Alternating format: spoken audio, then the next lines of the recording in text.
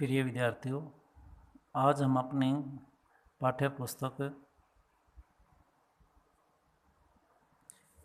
आरोबाग 1 का काव्यखंड करेंगे, जिसमें हम अपनी पहली कविता कर चुके हैं। आज हम दूसरी कविता करेंगे, जो कि मीराबाई द्वारा लिखे गए पद हैं। और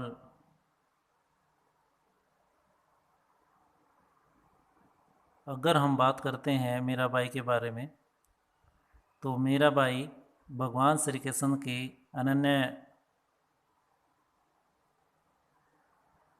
भक्त कवित्रियों में से या भक्तनियों में से एक रही है। और कहते हैं कि मीराबाई को बचपन से ही भगवान श्री कृष्ण की लौ लग गई थी, अर्थात तो उनकी भक्ति में भक्ति में खो गई थी। तो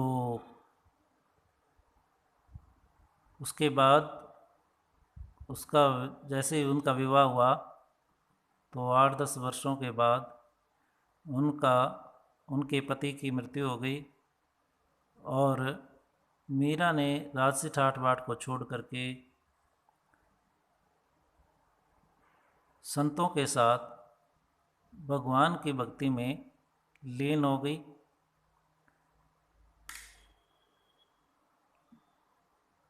मीरा कहती है कि लोगों ने उन्हें काफ़ी भला बुरा कहा, क्योंकि उन्होंने समाज की मान मर्यादा को छोड़ करके साधु पुरुषों के साथ, साधु लोगों के साथ वो रहने लगी थी। यहाँ तक कि उनके परिवार वालों ने भी उन्हें कई बार मारने का प्रयास किया, परंतु भगवान की भक्ति के कारण, अर्थात कृष्ण भक्ति के कारण, वह अमर हो गई। अर्थात वह उनको जरा सा भी कष्ट नहीं हुआ।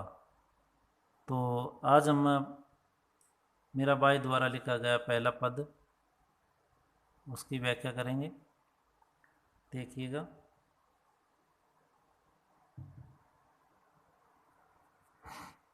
पहले पंक्तियां पढ़ते हैं हम।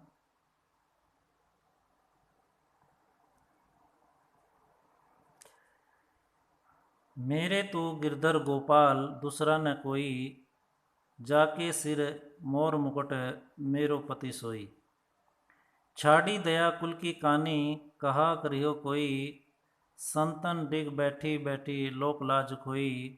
आसवन जल सींची सींची प्रेम बेली बोई, अब तय बेली फैली गई आनंद फल हुई। दूध की मथनी बड़े प्रेम से बिलोई, दही मती घृत काढ़ी लियो डारी दे छोई।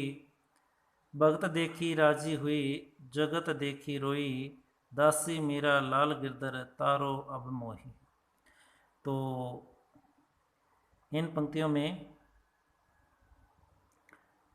मीरा ने बताया कि वह है उसका भगवान श्री कृष्ण है, उसके जो है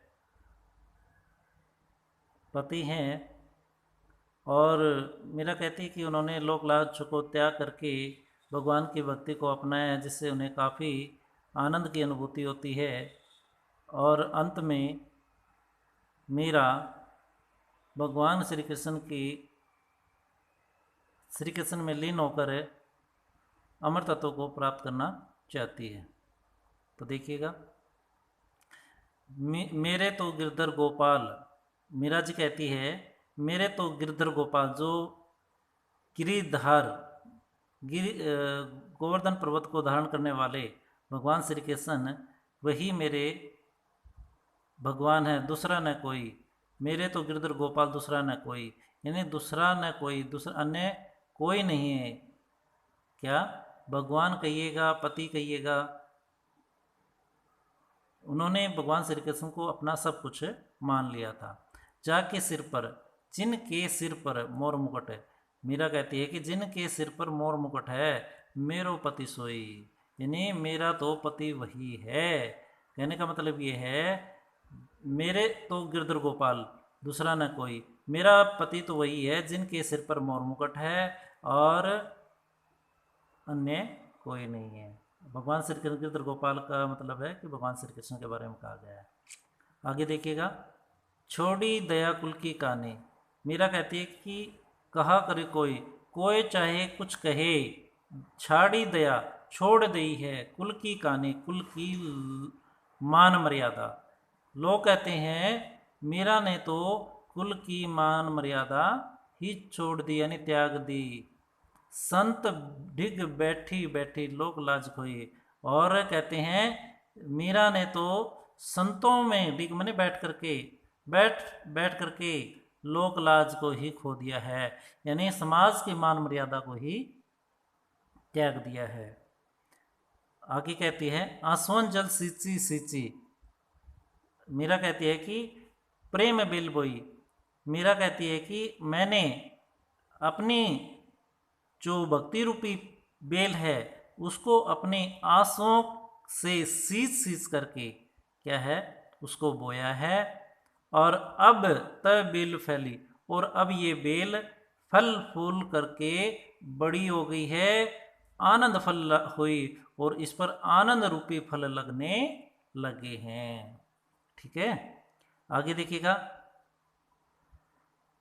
दूध की मथनी, यानी भगवान श्री कृष्ण की प्रेम रूपी जो दूध है उसको मथनी, भक्ति रूपी मथनी से बड़े प्रेम से उन्होंने बिलोया है। यानी भगवान श्री कृष्ण की प्रेम रूपी जो दूध है उसको भक्ति रूपी मथनी यानी रई से बिलो करके रई से बड़े प्रेम से उसको दूध को बिलोया है। और क्या किया है देखिएगा, दही मती, जैसे ही दही को मथा है यानी दही बिलोई है, और उस बिलोने के बाद उसको घृत काट लिया है, काट लियो है, डारी दही छोई, और जो बच गया है बाकी शेष छोरी मैंने छोई मैंने छोड़ दिया है। अर्थात दूध के बिलोने के बाद यानी दही के बिलोने के बाद, मथने के बाद, घी आदि निकालने के बाद जो बच जाता है शेष, अर्थात जो छाछ या लस्सी बच जाती है उसको उसने छोड़ दिया। अर्थात कहने का मतलब है भक्ति से जो मिलने वाला आनंद की अनुभूति है वो सब प्राप्त कर लिया है, और जो संसार की मोह माया इत्यादि है उसको उन्होंने छोड़ दिया है। भगत देखी राजी हुई। और मीरा के बारे में कहा गया है कि वह जो है भक्तों को देख करके बड़ा खुश होती है। जगत देखी रोई, और सांसारिक मोह माया में फंसे हुए लोगों को जब वह देखती है तो उसे बड़ा दुख होता है, अर्थात वह रोने लगती है। दासी मीरा लाल गिरधर। मीरा अपने आप को क्या कहती है, दासी, किसके, भगवान श्री कृष्ण की। वो कहती है कि हे मेरे गिरधर गोपाल, मैं तो तुम्हारी दासी हूँ, अब मेरी नैया को पार करो, अर्थात अब मुझे मोक्ष की प्राप्ति करो, अब मुझे इस संसार से मुक्त करो, तारो अब मोही, अब मुझे भवसागर से पार करो। ठीक है, तो ये थी इसकी व्याख्या। और जैसे ही आपको बताया गया है को हम कैसे पूर्ण करते हैं प्रसंग शलार्थ भाव और विशेषादि के माध्यम से, तो वो आप करते रहिएगा। ठीक है, और इसमें आज के लिए इतना ही, दूसरा पद हम बाद में आगे करेंगे। ठीक है, ओके, धन्यवाद।